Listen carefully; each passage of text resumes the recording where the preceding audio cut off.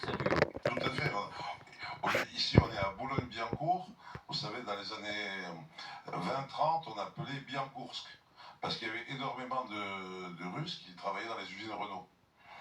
Et l'amitié entre la France et la Russie, ça ne date pas d'hier, ça fait des siècles. Anne, la fille de Yaroslav le Grand, a épousé Henri Ier, et puis depuis Pierre le Grand, on a eu des relations de plus en plus intéressantes. Et je voulais vous dire, sur ce sujet, n'oublions pas Stalingrad. N'oublions pas Stalingrad. 500 000 morts soviétiques pour notre liberté à nous. Pas seulement des Russes, des Ukrainiens, des Géorgiens. Mais des Soviétiques. Des Soviétiques. Bon, et vous dites, avec cette guerre, notre gaz est plus cher, notre pétrole est plus cher, tout ça a des répercussions sur le pouvoir d'achat des Français. Vous nous avez dit, Raphaël Glucksmann, il veut la guerre à tout prix, et ces conséquences-là, c'est le prix de cette guerre. C'est bien ça? Mais, quelle question vous souhaitez lui poser? Là, on a, par rapport aux données qu'on peut trouver sur le Kiel-Institut en Allemagne, c'est neutre, on est à 21 milliards d'euros dépensés pour l'Ukraine, par la France, entre les aides directes et les aides indirectes par le biais de l'Union européenne. J'ai trouvé des statistiques, notamment l'UFC Que Choisir estime que depuis 3 ans, les prix des denrées alimentaires dans les supermarchés ont augmenté de 25%. Alors on nous parle d'une inflation qui est relative, etc. Mais je pense que tous les Français qui m'écoutent doivent le ressentir quand ils font leurs courses. Donc ma question, elle est très simple.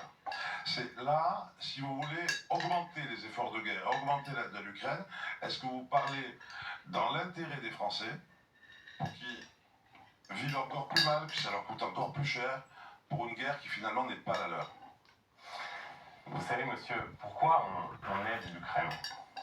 C'est pas simplement parce que l'invasion totalement injustifiée de l'Ukraine par les troupes de Vladimir Poutine a scandalisé ceux qui sont attachés au droit international. C'est pas simplement pour ça, disons la vérité. Pourquoi aide-t-on autant l'Ukraine et pourquoi doit-on l'aider encore plus? Parce que c'est nous qui sommes visés par le régime russe et que notre sécurité est en péril. Vous savez, moi j'ai présidé au Parlement européen la commission spéciale sur les ingérences dans nos démocraties, dans nos nations. Et quand les hackers russes attaquent l'hôpital de Corbeil-Essonnes ou de Versailles, eh bien, ce ne sont pas des hôpitaux qui sont en Ukraine, c'est des hôpitaux qui sont en France. Et le SAMU de l'hôpital de Versailles ne pouvait plus fonctionner.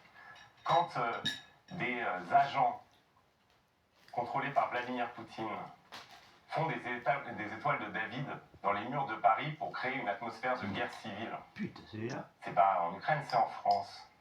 Quand il y a des agents serbes qui sont liés aux agents russes, aux services russes, qui mettent des têtes de cochons devant les mosquées pour créer cette même atmosphère de guerre civile, c'est en France que ça se passe. Et en réalité, il faut vraiment écouter nos services de sécurité. Quand ils nous disent qu'il faut qu'on se prépare à ce que la guerre de Vladimir Poutine ne se limite pas aux frontières de l'Ukraine. Et que c'est le chef des services secrets allemands, par exemple, M. Bruno Kahl, qui dit « D'ici 2029, il y aura l'invasion d'un pays membre de l'Union européenne et de l'OTAN », où c'est le chef d'état-major des armées françaises qui nous explique qu'il faut se préparer à un choc militaire contre la Russie de Vladimir Poutine si jamais la résistance ukrainienne s'effondre.